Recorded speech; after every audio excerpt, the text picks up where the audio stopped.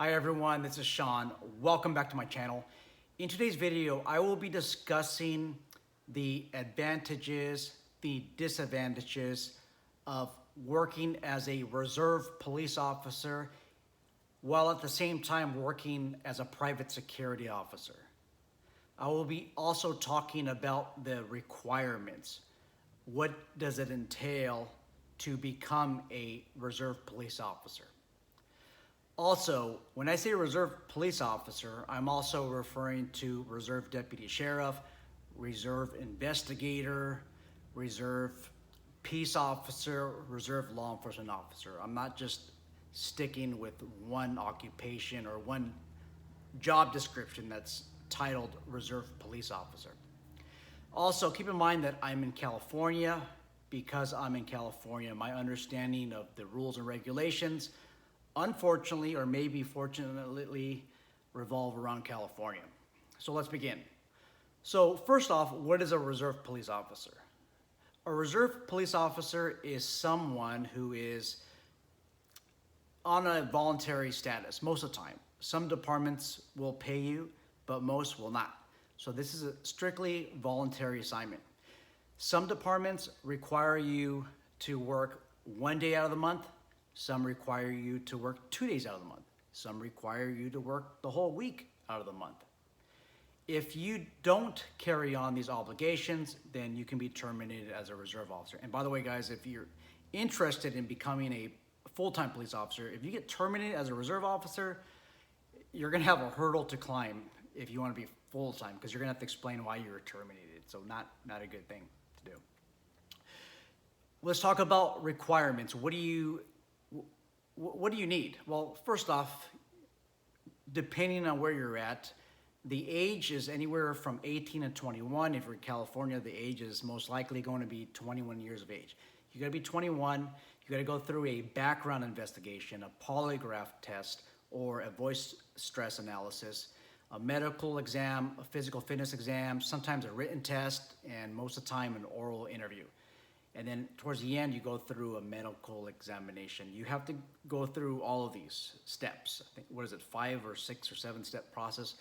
If you're having problems getting hired as a full-time police officer, you're probably going to get a lot of, I want to say, you're going to have a, let me rephrase this. You're gonna have a difficult time getting hired as a reserve. So let me say that one more time. If you have problems getting hired as a full-time officer, you're probably going to have problems getting hired as a reserve. And the reason being is because the requirements are pretty much the same. So just something to consider. Now, if you plan on going to a department that offers you a second chance in life, and there's a lot of departments that offer you second chances. Where I work at presently, they give me a second chance, and I'm not ashamed of it. I'm actually blessed to have given a second chance in life, and I think everyone else deserves a second chance. But some of these departments, they need people. They're not your top tier departments, and I say that with quotation marks because even these top tier departments are messed up. But these departments, their hiring funnel is a lot larger, and there's a greater chance that you're gonna get hired, even if there is some background issues.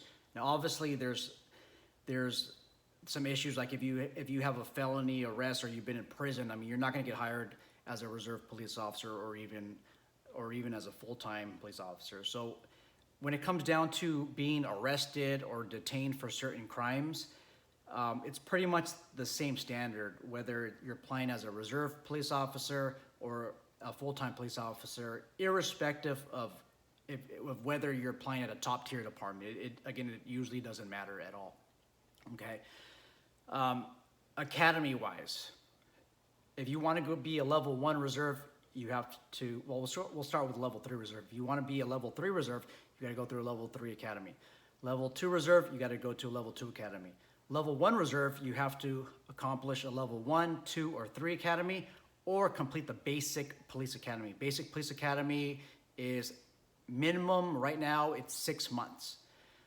With the level 3 academy, level 2 academy, and level 1 academy, if you're gonna do these in different phases, you're looking at about 1.5 years to almost 2 years, part-time. If you're interested, where I'm at, there's actually a reserve level 2 academy that's coming up.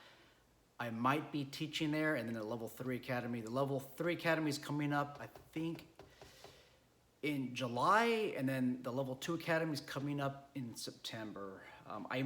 I might be teaching some courses there where I'm at. I'm located in Imperial County, but I'm not too sure yet. I normally teach the report writing block, or I'll be one of the assistant instructors in the Firearms Academy block. It just depends on what's available, and sometimes I'll do the missing person investigations. So now that we got education out of the way, we got your commitments out of the way, how does this benefit you in private security? Almost forgot one thing. Depending on where you go, there might be a policy of you being a reserve officer and not being able to work private security or private investigations. I know that if you work at the Los Angeles Police Department as a full-time officer, you can own and operate a private security company, but you can't operate a private investigations company. I think you can own, no, I don't even think you can own one. No, you can't. You can only own and operate private security company, but not private investigations company. That's my understanding. But some of these departments, they will not allow you to have any outside employment that could be a conflict of interest. So you can't be a private investigator, you can't be a private security officer as well. So make sure that you look at any policy that they might have. And if you're wondering, well, do they have some type of rule against outside employment or some restrictions with outside employment? Go online to the policy. So if you want to work at the, I don't know, I'm making up a name, BGPD, Bell Gardens Police Department. They're located in Southeast Los Angeles or Southwest Los Angeles. Just type in Bell Gardens Police Department policy. If you want to work at the Long Beach Police Department, be a reserve there, look up Long Beach Police Department policy manual, and then you'll look under the reserve section, see what the outside employment regulations are. So let's just say that you're able to have an outside job that includes private security. What are the benefits? Well, if you own and operate a security company, or you're planning on doing it, I think it looks good on your website to say that you're former or current law enforcement.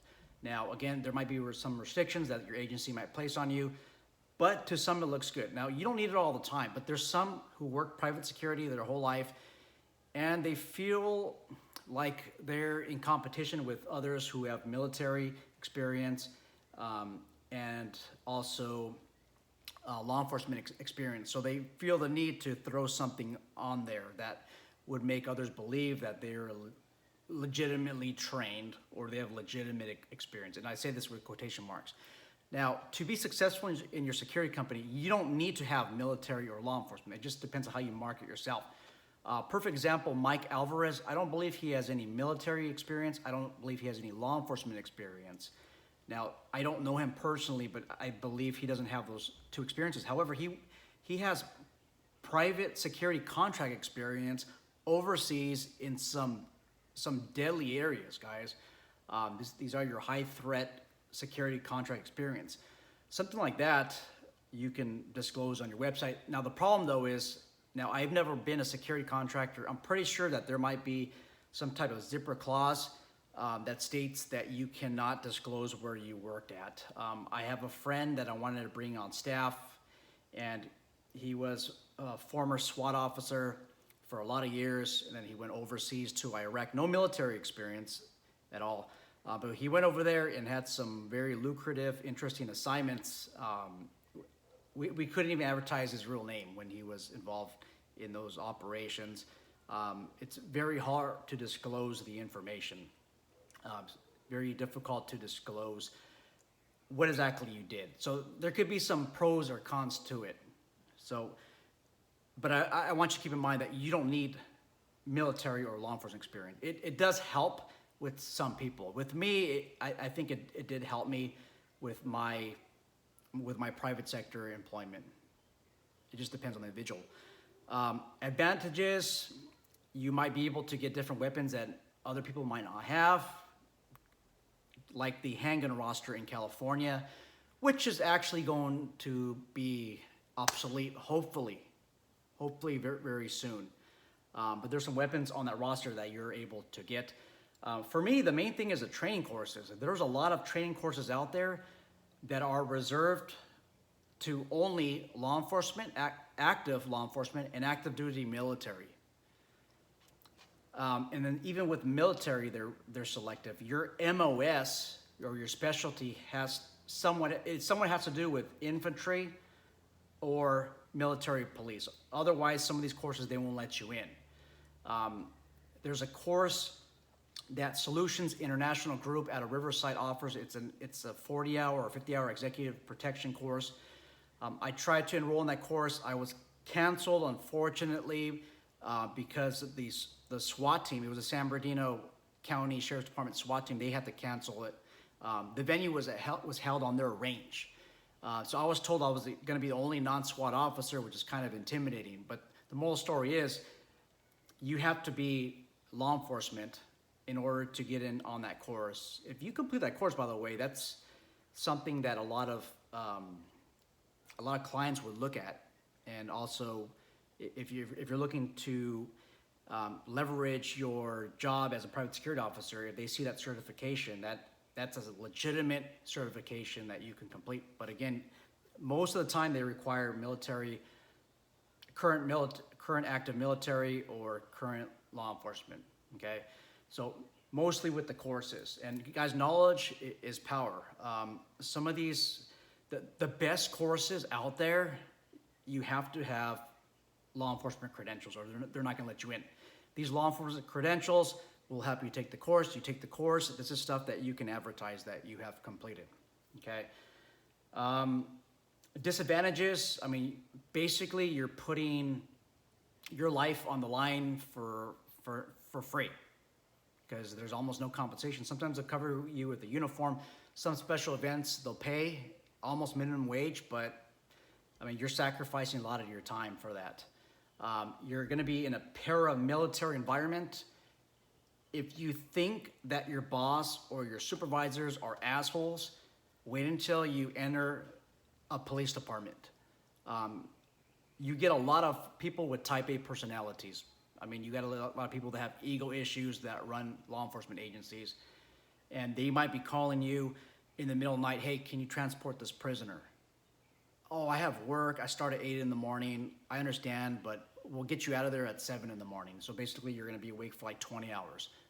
So they kind of screw with your schedule depending on the agency that you go to, but it's a paramilitary environment, you guys. In the beginning, it's yes, sir, no, sir, yes, ma'am, no, ma'am. You're going to be sitting, in the beginning, you're going to be sitting all the way in the front, whether there's trainings or briefings, and then you're going to be giving presentations a lot of times. I'm telling you, if you don't like to be screwed with, then don't enter a paramilitary environment like being a reserve officer, because you're not going to like it, guys. Other disadvantage is, again, the stress that comes with the job.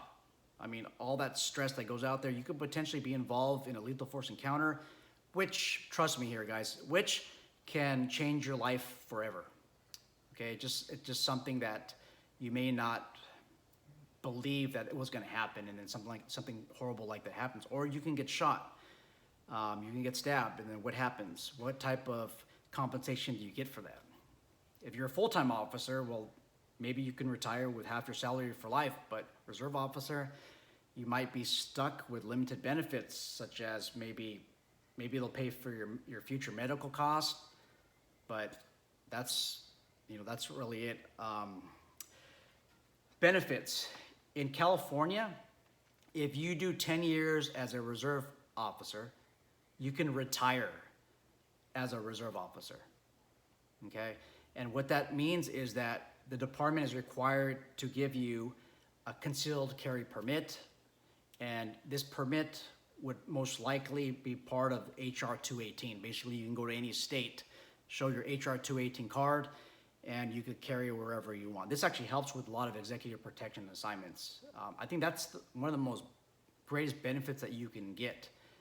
Do I believe that only HR 218 should carry in all states? No, guys, that's not what this video is about. But I'm just saying that right now, with a lot of these constitutionally restricted states, they will allow you to enter their state with an HR 218. And this is a federal code of regulation section that allows basically any peace officer to travel to just about anywhere, in not just in all the states of the U.S., but also some of the territories with obvious restrictions. You'll be able to go to Puerto Rico, which is one of our jurisdictions or territories with a concealed weapon permit. Obviously, you have to follow their rules and regulations, but that's the greatest benefit. And this is a crazy thing. So you could do 10 years as a reserve, be a retired reserve. If you do 10 years full time, you can get an HR 218, but the agency is not required to give it to you. With a retired reserve, they're required to give it to you under California state law. Federal law, they're not, but state law, they are. That's how crazy this is. So, again, just something to think about. Now, if you get pulled over, you guys, and you're trying to get discounts, and you pull out your reserve retired ID, it's basically frowned upon in law enforcement to do that kind of stuff. For me as a law enforcement officer, if you're driving stupid and you flash me a reserve badge, it might not go. It might go well for you, and it might not go well for you. I'm not gonna say on camera what would happen, but you just don't do that. And then some full-timers, they kind of frown upon you on how you advertise it. So if you're in the real estate market, if you want to advertise your retired law enforcement, but really you are retired retired reserve officer, it's kind of like, I want to say like a stolen valor. So there's some guys in the military who maybe had maybe like a non-combat MOS, or maybe they never went to any type of combat theater, and then all of a sudden they show up in the mall putting all these combat ribbons on. The same feeling that military veterans get I lost my train of thought. The same feeling that military veterans get is the same feeling that veteran law enforcement officers would feel. You just don't do that kind of stuff. And also, it's kind of like the stolen valors, where somebody has never served in the military, maybe ROTC, and all of a sudden they're walking around the mall with all the ribbons. They have all their military patches on their backpack. Our military guys, okay, they get pissed off. It doesn't matter if they're in combat or not. If they serve, they get pissed off. And full-time law enforcement feels the same way. So if you are retired reserve or you're currently reserve, don't put on their active law enforcement. You want to put, wherever you advertise, active reserve officer. Because I'm telling you, we get mad. As a matter of fact, I'm in charge of the range. I found a reserve officer ID from an officer that retired as a reserve like 20 years ago. I never seen before, and then his ID card says retired police officer. When I retire, my card will say retired police officer as well. So I got pissed off, and I went to our administration and said, hey, look, that's not fair. When I retire, it's gonna say retired police officer, but this person, who by the way honorably did his 10 years of part-time law enforcement, has the same exact ID as me. At least let it say retired reserve officer. And actually our administration, they're really open to different ideas. They changed his ID to reserve police officer. So that's all I got, guys. Let me know if you have any questions about being a reserve officer and being security as well.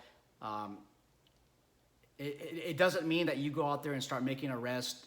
It doesn't mean that you're gonna be out there in Justin Humphrey's own language. It doesn't mean that you go out there and be the SWAT commander just because you're a reserve officer, because you're gonna just look more stupid, okay? You'll be more well-rounded, and I think in the long run on your resume, it's gonna help a lot, okay? Just something to think about. We got a level 3 academy coming up sometime in July, and then the level 2 is coming up in September. So you can do the level 3 for a couple months, and then level 2, that'll be, did I say September? Yes, September, and then by, I think, December, January, you can do the level 1, okay? And then once you complete the level 1 academy, you can be a level 1 reserve officer, which means that you can patrol by yourself, or you can apply as a full-time police officer, or you can switch over. It just depends on your preference. Let me know if you have any questions, thoughts, or ideas on this. Take care. Let me turn this off, and I'll see you guys some other day. Please press the like button, subscribe, and share.